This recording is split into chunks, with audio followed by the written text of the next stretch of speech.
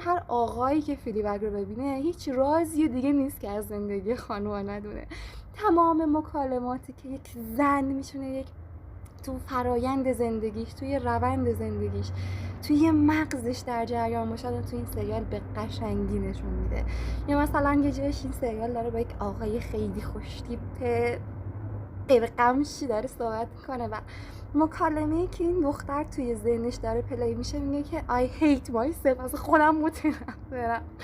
میگه میشه این سریال اینقدر واقعی و افسردگی و روند افسردگی و انکار خود واقعی و نادیده گرفتن خود و روند این که مثلا وقتی که افسرده است به یک چیزایی چنگ میزنه که اون پایین نره و اینا رو خیلی قشنگ توی سریال نشون میده.